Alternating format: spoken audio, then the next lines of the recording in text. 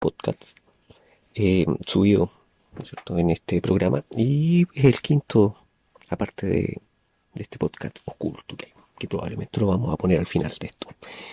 En los anteriores comenzamos con el de la experiencia de Caro Paso. Un saludo donde estés allá en las Europas en este otoño-invierno, probablemente pasándolo muy bien.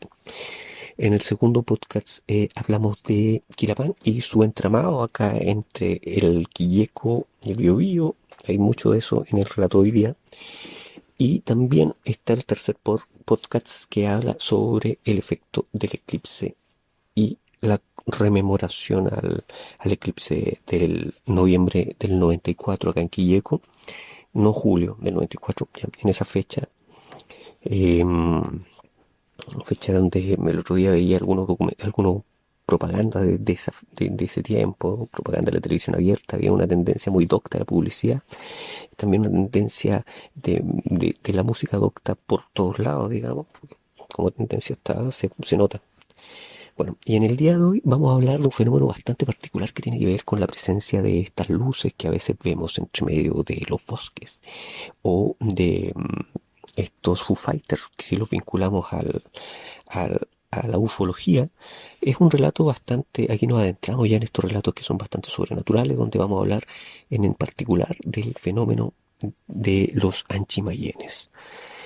Para poder después ir desarrollando esta idea en función de lo que significa, en función de la historia, cómo se ha distribuido el relato acá, y algunos relatos bastante interesantes, espero que les guste. Bien. Tomás Guevara hace alusión de este fenómeno.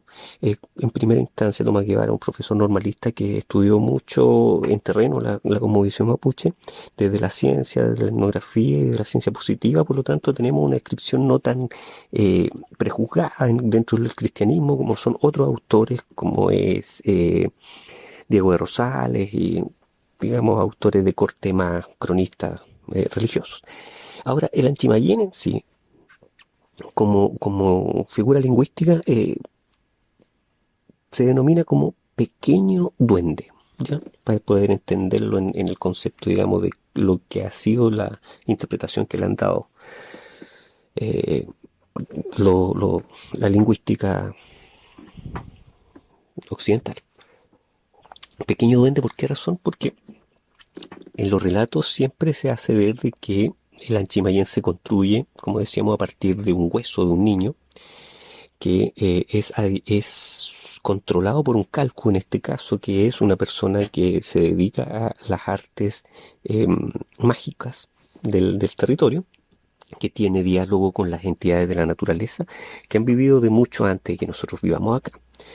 Tenemos que partir desde esa premisa, que el calco, o sea, que el Anchimayén en este caso, más que una leyenda, más que situarlo en el plano de la leyenda, lo situamos en el plano del fenómeno.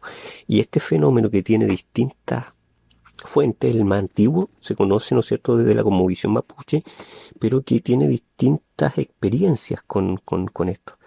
Eh, por lo tanto, hay que entender el Anchimayén como una entidad con personalidad, no sé si con conciencia o instrumento de algún avatar de alguna otra entidad, que domina el territorio, que habita junto con su naturaleza más también ancestral, ¿no es cierto? Los cursos de agua, los bosques de coihue, más endémicos. La naturaleza endémica es la que guarda estas entidades que han vivido por acá por siempre, por mucho tiempo. Eso es una premisa que hay que partir para poder entender este fenómeno. Ahora, ¿cómo lo utilizaban los mapuches en la época de 1850? ¿No? El mapuche desarrolló la economía como pocas veces antes lo había logrado, pero como una sociedad actual post conquista fue el punto más alto, ¿ya?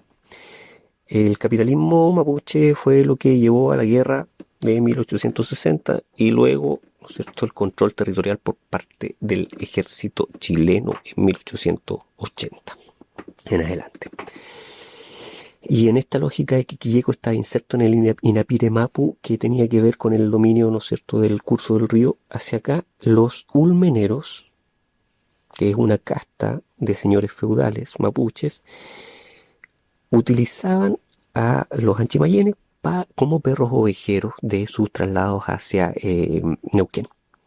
Hay que entender de que esta zona es un punto súper estratégico para las redes de ganado que cruzaban por el Coihueco a la salida a Pichachén, que se iban por dentro de San Lorenzo, por Villucura, por el curso del Duqueco, y que se iban por el lado del camino al Cerro Negro, La Peña, llegaban hasta Alto Biobío y Copahue y toda esa otra zona norte del Biobío. Por lo tanto, el rango de cobertura en la isla de La Laja que tenían los accesos internacionales estaba acá desde Villucura. Villucura era el puerto. Eso da para otro relato. En esa lógica es común que estas entidades que transitaban fuertemente en aquella época hayan quedado como regentes de esta montaña. Hay muchos relatos que ven a los alchimayenes como pájaros, como luces, como Foo Fighters, eh, cazadores que generalmente van al llano, ven han tenido alguna experiencia con estas luces. Hay un relato muy interesante de Ángel Salas, dicen, contaba la otra vez don Jaime Quilodran, que de vuelta de una reunión en Los Ángeles, llegando a Quilleco se encontraron con un Foo Fighters y dentro de la efusividad que traían ya digamos, de la convivencia, se envalentonaron y lo persiguieron por el llano. Ojo, que en el llano hay muchos relatos de esto. Entonces, el Foo Fighter existe, el Anchimayén existe, hay relatos que se cruzan de distintas formas, pero que hablan de la misma entidad.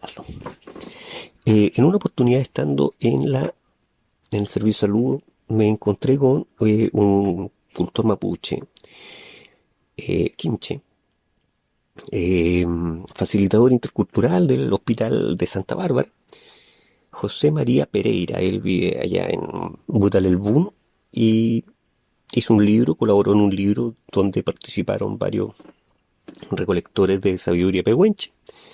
Eh, y empezamos a conversar en una oportunidad. Estábamos esperando como una ceremonia, venía una ministra, él estaba invitado, yo estaba haciendo mi práctica. Y en un momento entre los mates conversamos de estos temas y me cuenta una historia sobre eso. Y me dice, si me está escuchando José María, me voy a tratar de acercar lo más posible al recuerdo, pero él señalaba que un día estaba jugando con un primo en el campo de su abuelo y se trasladaban jugando hacia un bosque, hacia una montañita que había hacia el alto. En esa ocasión y jugando con su primo, se adentran al bosque, o sea, ven a una entidad, la siguen, se adentran al bosque y se encuentran con ella a 1,5 metros, 2 metros desde el suelo. Esta pequeña luz esférica a 1 metro de altura aproximadamente. Me contaba José María que su primo pescó una piedra porque la reacción natural que tuvo fue de pegarle y que no significara amenaza para ellos. Y, y el Kimche en su curiosidad por entender el fenómeno y sabía en ese momento que la experiencia que estaba teniendo era tan única que la idea es que no se fuera esta entidad, sino que tratar de verla para saber qué había adentro, si era tan así como se lo habían contado sus ancestros. Y estaba en eso, concentrándose en su forma, cuando se abre la presencia de esta entidad y se multiplica su forma en distintos lados, por distintos lados. Cómo hacerse, mimetizarse entre reflejos de su propia estructura. Y ahí ellos quedaron mirando para todos lados, impávidos con todo lo que estaba pasando.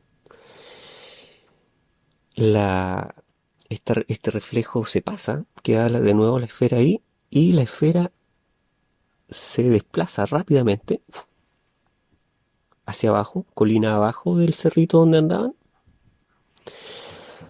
perdiéndose entre medio del paisaje. Y ellos, en su asombro, vuelven a la casa de su abuelo y le cuentan la experiencia. Y el abuelo ni, ni se inmuta, nada, ¿no? Dice, ah, mira, ya, qué bien. Eso quiere decir entonces que se va a alargar a llover. La Anchimayén tiene la capacidad de aparecer cuando hay mucha agua. Los Anchimayenes acá, por ejemplo, la otra vez me comentaba un tío que venía desde el sector de Bajuqueco y en la subida de Bajuqueco para acá, casi al llegar a Rucarel, se encuentra con una luz a pocos metros del camino. Justo en ese momento estaba lloviendo mucho. Acá las luces se confunden mucho con los entierros también, o siempre están tendientes a, a trasladar estas riquezas. Por lo tanto, la idea de que el Anchimayén es lo más cercano a la idea del culebrón, que fue muy famosa a principios de 1900. Dejo este podcast acá. Ahora nos vamos con un tema de los Andinos Rockers, ¿no?, que habla sobre esta melodía de los mapuche.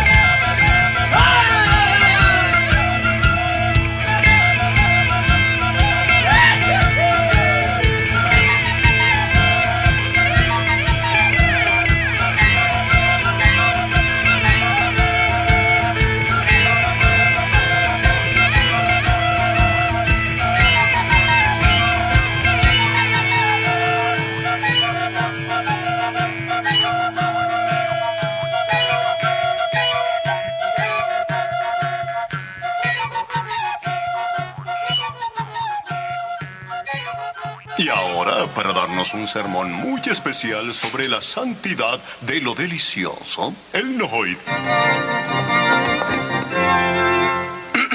¡Se acabó! Cállate, Lisa. Todos en la tienda te están mirando. Primero a sí mismo